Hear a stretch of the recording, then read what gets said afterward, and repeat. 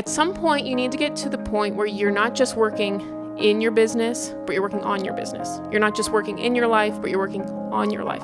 Something where you're innovating. So once you've got that statement, you've got the goal statement done, this is the quarter 2 climb. So your soul list plus your MVRs is what adds up to be your ideal week. I feel like a lot of people think of productivity as getting all of the stuff you don't like done so you can get to the stuff you like. But to me, time management and productivity is all about hello, welcome back to my channel. So today we're talking about quarterly planning. I'm back with the microphone, back with the projector. I've been really liking working from the projector. So today we are going to get your time in alignment with your values, because I think a lot of people see planning as trying to get more done in less time, and that is not at all what it's about. It is about aligning your time with your values so that you can do more of what actually matters to you, what is actually fun to you, what brings your soul to life, time with important people, doing your hobbies, expanding yourself. That is what time management is all about. And it's being intentional with our time and intentional with mapping out, being the designer of our life, the architect of our life, so that we can live a life that we genuinely love. So if you get done with planning and you ever feel like, well, this is a lot of work that I've got to do now, that means it's not in alignment with your values. When you get done planning, you feel so much more like, wow, this is going to be so fun. This week is going to be so fun. This quarter is going to be so fun. And so you'll know you're doing it right when you come away with that feeling. So let's get into quarterly planning. So before we tuck into this, I wanted to read you this quote, which I think is really deep. Look at your habits. Are they the product of innumerable little cowardices and laziness, or of your courage and inventive reason? And I wanted to start with this because that is how I see planning. It's not about getting more done in less time, but it's about stepping into your courage. What are the goals that I want to do and actually setting out to do them? And it's also being inventive with my time. It's not about just getting chores done and the boring stuff done, but it's about how can I take a creative lens and an ideating lens when I go about planning my week, when I go about planning my quarter, so that my time is actually in alignment with my values. Not what other people's values are or how other people think time management should be, but what I actually think a valuable use of my time is. So we're going to step into some courage today. We're going to step into some inventive reason, and I think it's going to be really fun. So before we get into this, there's a few things you'll need. One, you'll need a beverage of your choice. Coffee, tea, some wine, whatever would be great.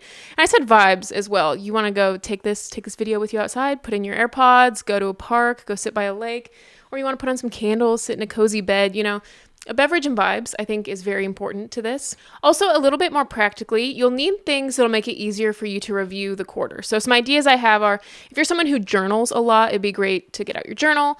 Your camera roll, scrolling through your photos, is a really good way to be able to review your quarter. And then a calendar. So just a few different ways. Those are my ideas for how you could review a quarter. But most importantly, I'm going to have several prompts, and you'll need something to write these in, like a notebook. So for the sake of this quarterly planning exercise, really what you need is just something to write in. I have all these pages from the Potential Planner. All of the prompts we're about to go through are in the Potential Planner, which is 25% off right now. We're having a little quarter 2 sale. But the exercises of the head in the clouds, what your potential is, current life versus dream life, the goal summit, your soul list, what the soul of the goal is. There are tons and tons of exercises that are in here. Everything we're going to go through today is in there. If you want, that's an easier way than just going through in a journal. There is a physical version, a tablet version, like for iPads, and a Notion version. Okay, with all that out of the way, let's get into it, and let's start with reviewing quarter 1. So I want you to, either in the Potential Planner or in your notebook, I want you to start by journaling, how have I been feeling lately? And something that happens a lot of times when we're reviewing is there's a little bit of a recency bias. If you had a bad week, we might tend to answer this kind of negatively, or if we had a good week, it might skew that way. So I really want you to look through your past journal entries, your past calendar entries, your past photos in the last 3 months, starting all the way from January. What has been the trend of my feelings? Have they been going up? Have they been going down? And just in the last little while, how have I been feeling? So I have this photo of an emotions wheel here. You can Google an emotions wheel, and I love it because they give so much precision to emotions. I think sometimes we can describe our emotions as just good, bad, tired, kind of basic. But I think this adds a little bit more high resolution. It's more like a pixelated version of our emotions.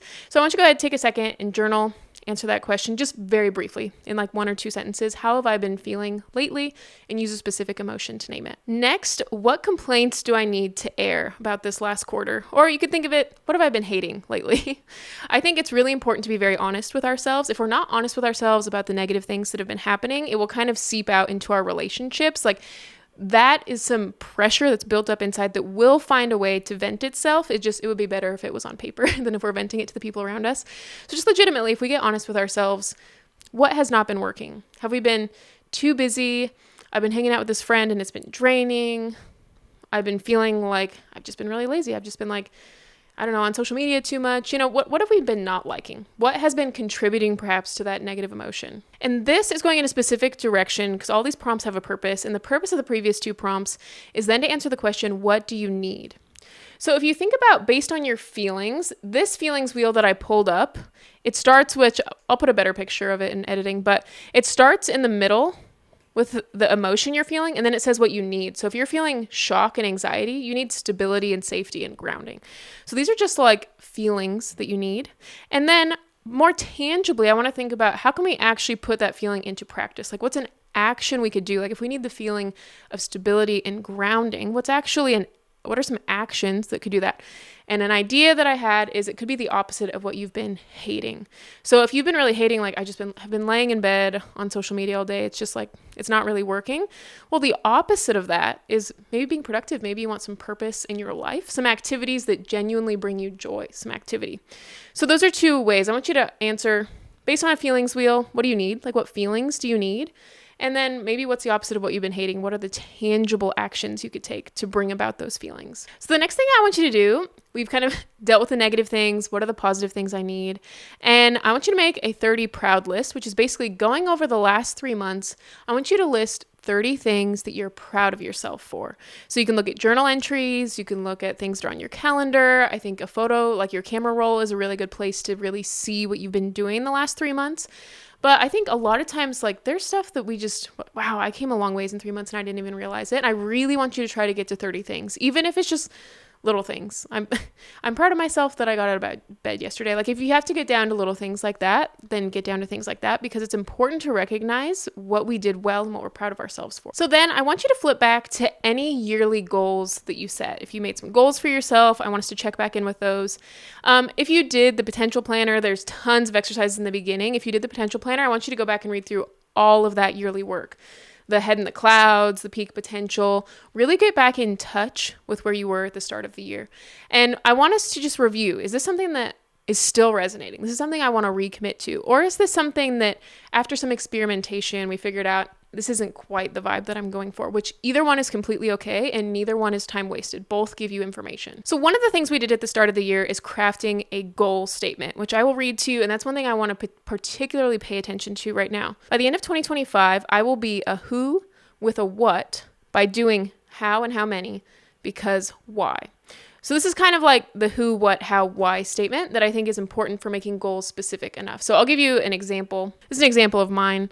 By the end of 2025, I will be a calm YouTuber with a consistent revenue by doing what? By posting 2 videos per week, because my why is because peace and stability allow creativity to bloom. So I want you to recommit or revamp your goal statement, whichever is more important to you. If you need to revamp it, there is nothing wrong with that. That happens very frequently. And all the experimentation we did just gave us more information. And what I want you to make sure is that when you get to the how and how many, I want you to actually get a how and how many that you have 100% control of. So for example, if you have a weight loss goal, I would not say by losing 20 pounds, because you have some control over that. You definitely have control over it, but you don't have as much control over that, like a 1-to-1 correlation, as you do with going to the gym 3 times a week. You have way more control over that than what the causational result of losing weight is. So I want you to make sure that whatever this how and how many is, you have lots of control over it. Notice I didn't have a goal of 100,000 subscribers. My action certainly will affect that change, but I don't have 100% control over that change. So make sure that the how and how many is something that you have 100% control over. It's actions that you are going to do. You're going to say, what are the actions going to be? Posting videos. And how many are you going to do? 2 videos a week. Maybe this is something like, I'm going to create a music album and it's going to have 12 songs on it. Or I'm going to write a book that has 12 chapters. Or I'm going to complete a 5K by training 5 times a week and completing a Couch to 5K plan. But I want us to make sure that whatever this goal is something that really is going after courage. I go back to that quote that I shared at the beginning. This is where we are instilling courage in ourselves, and we are going to chunk this down into habits eventually to make sure that courage is following us throughout our daily lives. So once you've got that statement, you've got the goal statement done, this is the quarter 2 climb. So I want you to just write your why and who again here. This is who I want to be. This is why I want to do it. And at the top, I want you to put, what is my goal for the end of quarter 2? So for example, maybe by the end of the year, you want to write a whole book, but maybe for quarter 2, you just want to have the rough draft done. So your answer might be, I will have 12 chapters rough drafted or something like that. So based on our yearly goal statement, we're going to make a quarterly how and how many. What am I going to do and how many am I going to do? And then we're going to work our way down the mountain. So maybe I want 24 videos posted by the end of June. I want 16 videos posted by the end of May and 8 videos posted by the end of April. This is all something that I have complete control over. Now, this slide here is extra credit. So if you are just getting into goal setting, I recommend that you don't even need to take this into account. But this is something that eventually you can get to, and that is that innovation is greater than iteration. And I love this concept, particularly at the quarterly level.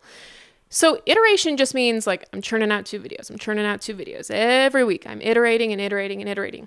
At some point, you need to get to the point where you're not just working in your business, but you're working on your business. You're not just working in your life, but you're working on your life.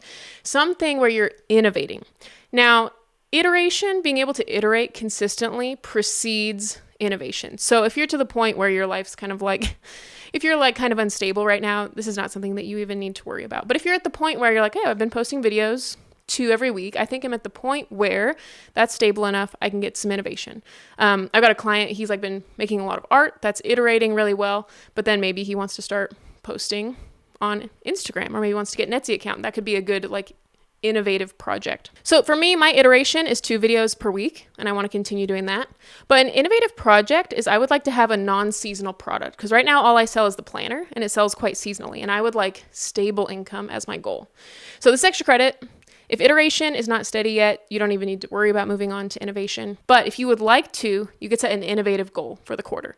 So for me, my iteration is 2 videos per week, and then my innovative project is coming out with a non-seasonal product. So if you would like to, again, this is extra credit as well, but you can make a climb for that innovative project as well. So for me, my iteration is to have videos coming out, but then I also, maybe I'll have a journal released.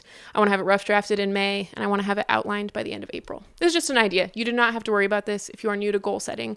And especially like if you're in your first year of like starting a YouTube channel, writing music, writing a book, like that takes a lot of courage. And so you don't even need to worry about this. I would say if you're in your first year of really pursuing a new goal, don't even worry about it. So now I want to get even a little bit more practical. This is some of my favorite. So your soul list plus your MVRs is what adds up to be your ideal week. So we're going to draft your ideal week. And we're going to get into that right now. So we're going to start with your soul list. Now, if you have the potential planner, this is an activity you do at the yearly level at the beginning of the planner. So if you already did the yearly work with us, you can just go ahead and review your soul list and just make sure that you're still vibing with it. Sometimes when we make soul lists, like in January, then we come back to it and the weather's getting nicer and we're like, why didn't I put anything about warmer weather on here if you're in the Northern Hemisphere? So sometimes you can like tell what season we were in when we were making these lists. So I might just go review that soul list and update it if you already made it.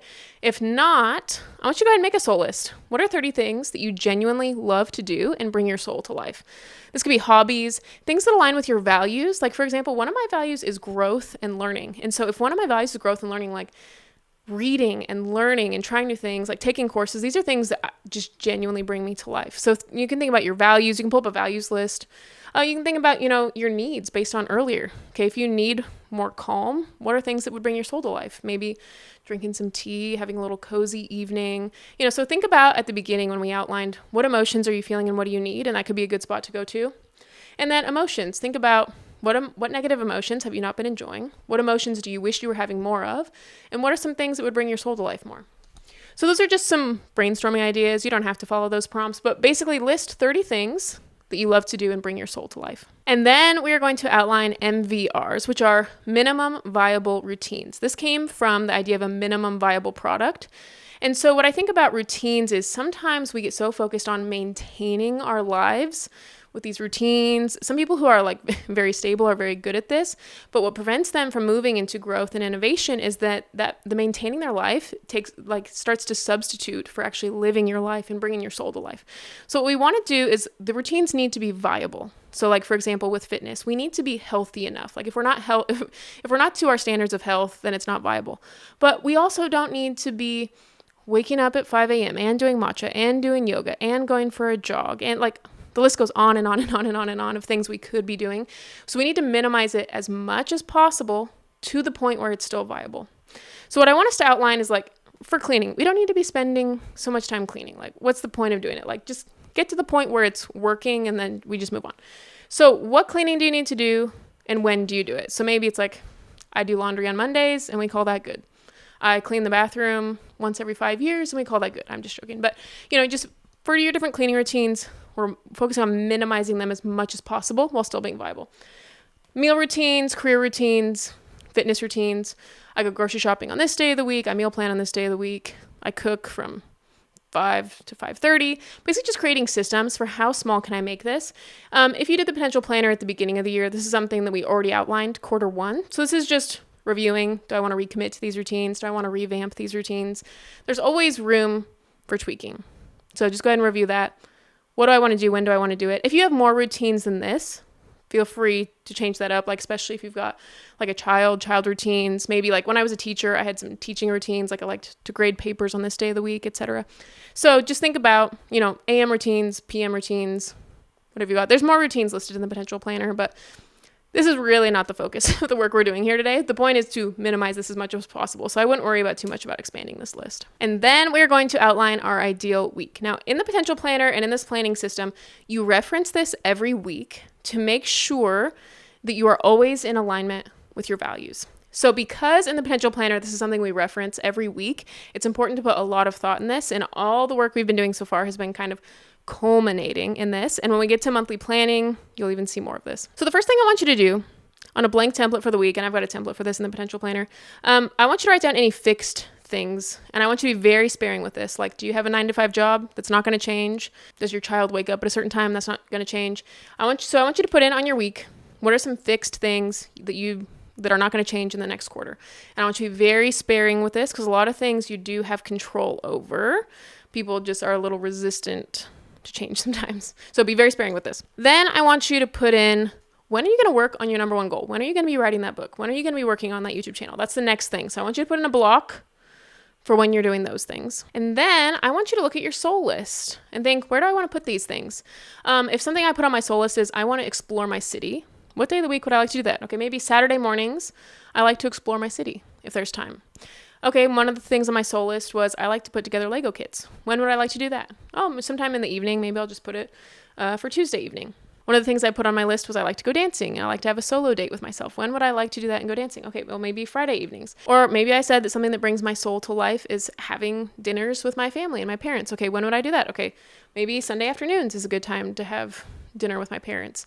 So really just thinking about what things bring your soul to life. And we want to make kind of a template for a week. We don't have to follow it exactly, but I just want to have, when I'm in the middle of weekly planning and I'm not feeling like being super creative, I want to be able to look back to this at a time when I was intentional. I had this intentional frame of mind. And I want to make sure that I'm doing the things that are really in alignment with my values. And then last, and the order is intentional, then we put in the minimum viable routines. Okay. We fit in the cleaning and the chores and all that around everything else. We don't want to make routines the priority and then our soul never comes to life.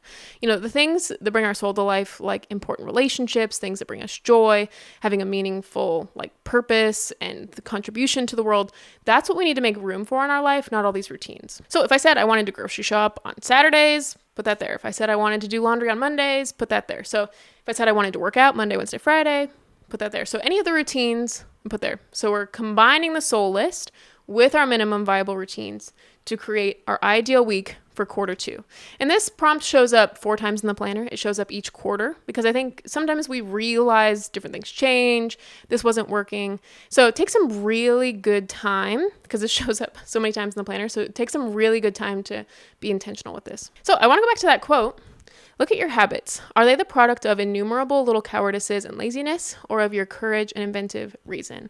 And I just want to encourage you to have the courage to go after your big goal. We chunked it down at the quarterly level, so we now have goals for April, May, and June. Monthly planning is coming up, and we're going to then get weekly goals. When weekly planning comes up, we get daily goals, so that all of our little habits are infused with that courage to go after the big goal. And also, hopefully you feel that you've used some inventive reason with that soul list, creating your ideal week, that when you go into your week, you think, wow, this isn't going to be an amazing week. I'm so glad that I took the time for the ideation to plan in the things that I hadn't even thought about. Because I always say that productivity is not about getting more done in less time, being productive, getting the chores done. I feel like a lot of people think of productivity as getting all the stuff you don't like done so you can get to the stuff you like. But to me, time management and productivity is all about actually getting rid of as much as you can, minimizing all that, everything else, so that you can maximize the fun, the things that bring your soul to life, your ideal week, and using inventive reason to do that. So stay tuned for monthly planning. That'll be coming out in a few days. We'll do monthly planning for April. And the planner is 25% off this week only. Seriously, even if you can jump in at any time, all that yearly work, all those prompts are still valuable at this point. At this point, you will have missed out on, I guess, 3 months worth of the planner. I still think it's completely worth it, especially getting it on sale right now. You can get it at alexiskingsley.com. Also, for a short time, I have Calendly sessions open. If you would like to plan your life out, we'll get that all sorted. I'm really excited for all your guys' projects and goals. I love hearing about the projects that you guys completed, like art that you created, music albums that were created, books that were written. I love hearing those testimonials. So if you have any of those, I would love to hear more of those. Thank you so much for watching. I will see you guys during monthly planning.